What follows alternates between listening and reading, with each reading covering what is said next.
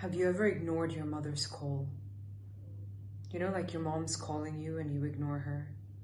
Maybe you ignore her call, you ignore the sound of her voice. Have you ever done that? I'm guilty.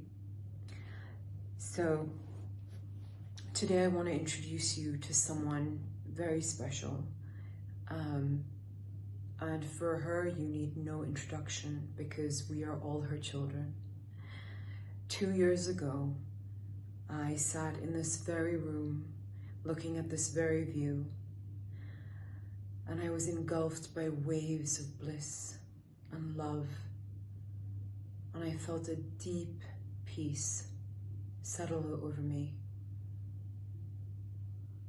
and I just surrendered in that moment because I felt home. I felt the weariness of lifetimes leaving me. So I'm going to share with you today exactly how I got to this room with this view. But before I do, this is Ma. Some know her as Anandamayi Ma, the bliss-permeated mother. For others, she is the embodiment of Ma Kali, Ma Durga. To others, she was a living goddess. Also one of the greatest female mystics and saints of India. But for me, she's simply Ma. She is the one that I talk to every day. I'm constantly fighting with her, battling with her, asking her questions. I go crying to her.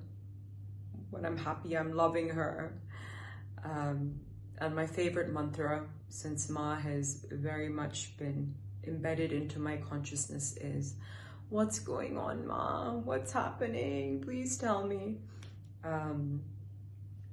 2 years into doing Hanuman sadhana, Maharajji had taken me under his blanket, and he had guided the unfoldment of the next stage of my awakening.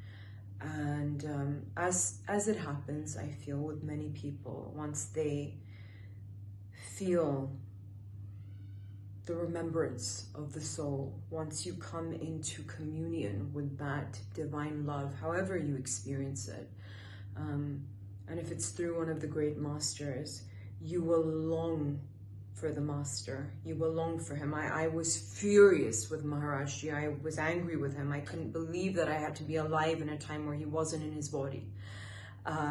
And so I went and I obsessively went and bought as many books as I could so that I could live with him through the experiences of his devotees, so that I could be close to him, so I could know him, know the ways in which he conducted his Leela, his cosmic play, his lessons, his teachings. And through these pages, I did connect more deeply to him. But Ma started to make an appearance. And I was like, okay. She was there, but I was very attached to Maharajji. You know, I was very attached to Maharajji and Hanuman, and I was like, no. Okay, Ma is there, but this is my path. And so I ignored it for some time.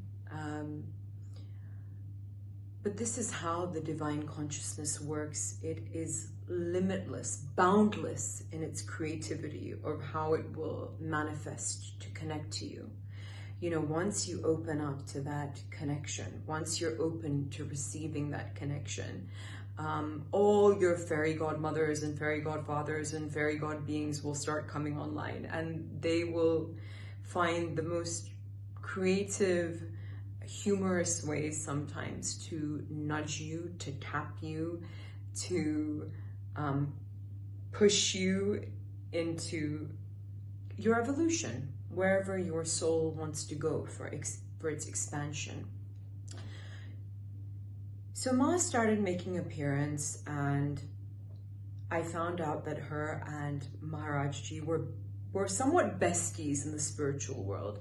And he would always joke with his devotees, and he would say, "You're not feeding me, so I'm going to go to Ma, because Ma will feed me." And when he would reach her, he would be completely surrendered like a child. So, you know, she was planting seeds in me. And funnily enough, some time before this started happening, Ma had appeared on my WhatsApp page. And when I'd seen her photos, I didn't see with the eyes of the heart. I saw with my own limitations and my own biases. So all I was able to see was a body. I wasn't able to connect to the greatness of the soul, of the energy. And even at that time, I shunned Ma and I turned my face away. And I was very much doing the same thing through this book, through these books. Even though she had appeared there, I acknowledged her, but I wasn't understanding.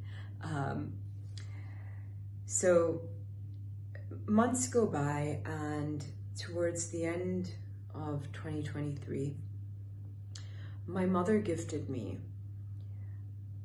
9 of the 10 Mahavidyas, 9 of the 10 great wisdoms in yantra form. And I had moved at that point from understanding coincidence or living from the mind, which always thinks this is a coincidence and that is a coincidence, to accepting the reality that everything is a sign and a synchronicity, because we are not separate from life. That is one of the veils that gets dissolved through the process of purification and dissolution, the illusion of separation from the divine, the illusion of separation from life. Because life is you pushed out, so life is always reflecting something back to you. And as you go on an awakening journey or a journey of remembrance, you begin to pay attention. You come into awareness, because your consciousness is expanded, so your awareness is heightened. You take in more of the information, the subtle information. So my Earth Mother was the messenger coming with these signs, but I still wasn't ready to fully comprehend what was about to enter my life. So one day I wanted to go on a hike, and it was beautiful weather in Dehradun. It's the end of the year, the weather was crisp, it was cool, that weather that makes you feel alive. And my best friend suggested me this hike, and he said, you know, once you go to the top, there'll be a temple and it's beautiful. So we embark on this hike, and when I got to the top, it was very eerie and unnerving. I didn't see the temple, I saw what looked like abandoned houses.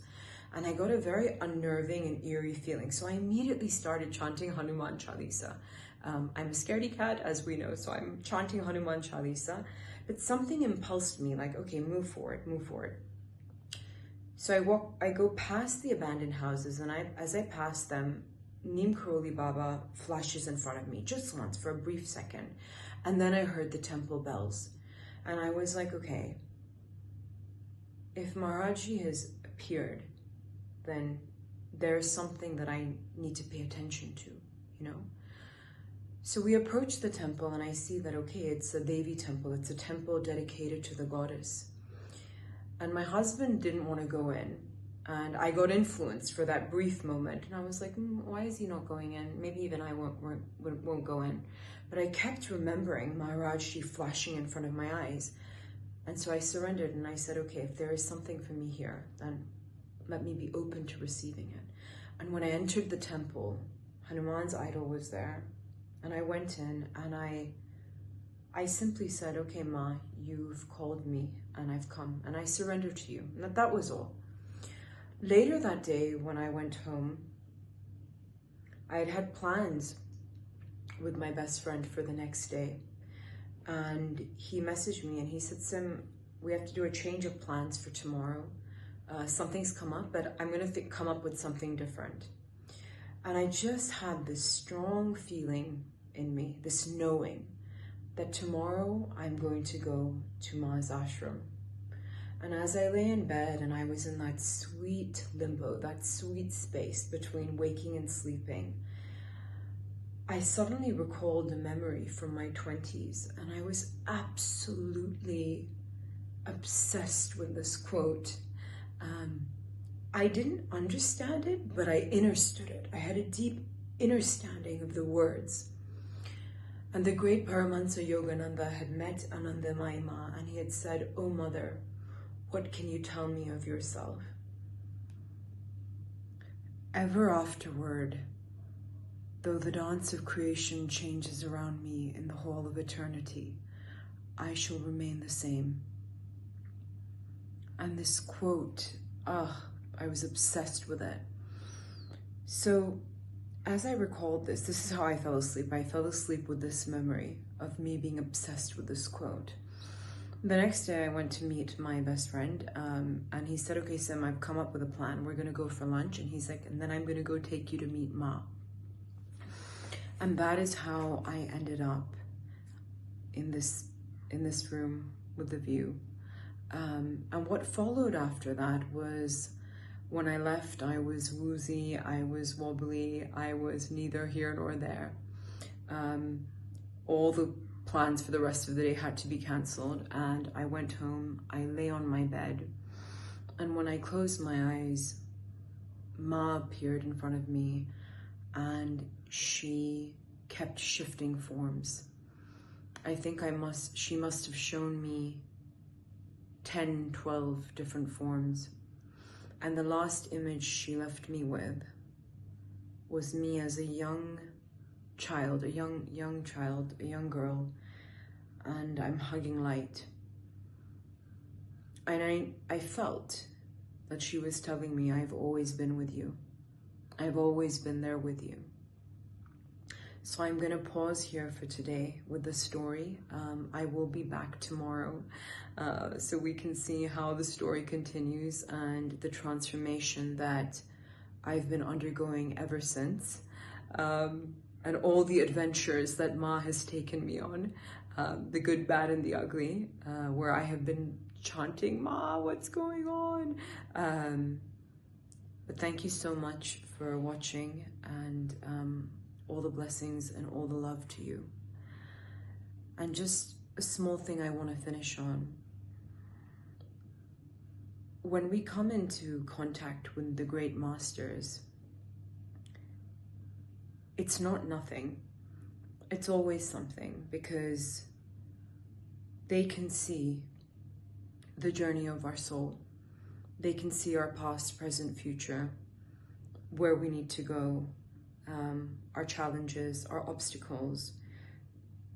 They are the ones who can dispel the darkness within us, lead us on that journey from fear to love, from falsehood to truth, holding our hands. And I read something beautiful, and it said that if you ever approach any saint, even by looking at their photo, and you ask them with the devotion and sincerity of your heart that, "Please guide me to my true guru," they will. And ultimately, my understanding is all of the greatest masters will always guide you to the consciousness of the guru that exists within you, that has always been there. So happy Navratri, and see you soon.